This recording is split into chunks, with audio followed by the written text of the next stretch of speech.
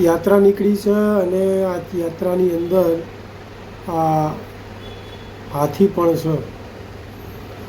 હવે તમે જુઓ, રોડ ઉપર એક માણસ રોડને ઠંડો કરે છે, જેથી કરીને કોઈના પગ ના બળે.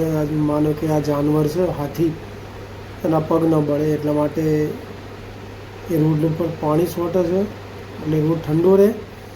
હવે જો હાથી એની જોડે આવે છે અને હાથીને પીવા માટેની વ્યવસ્થા પણ કરી.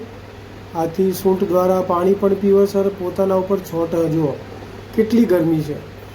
હવે આ ભાઈ પણ હાથી ઉપર પાણી છાંટે, પાણીથી હાથીને નવડાવે છે, જેથી હાથી આ ખરી ગરમી લગભગ 40થી 44ની અંદર આ ગરમી 6 ડિગ્રી કે આ માણસ તો માનો કે ગરમીથી બચવા એસીનો સહારો લે, પંખાનો સહારો લે, કૂલરનો સહારો લે, પણ આ મૂંગા જાનવરો કોનો સહારો લે? તો જુઓ આ ભાઈ કેટલી સરસ મજાની સેવા કરે છે અને હાથીને પાણીથી નવડાવી રહ્યા છે અને હાથી પણ એની મોજ લઈ રહ્યા છે.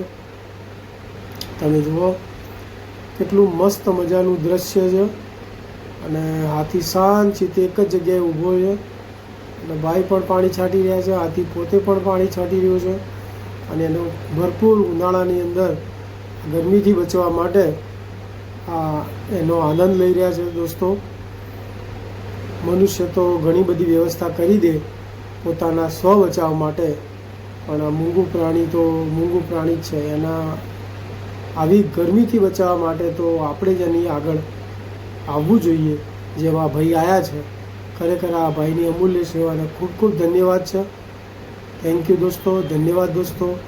વિડીયો ગમ્યો હોય તો સબસ્ક્રાઈબ કરી લેજો. ધન્યવાદ.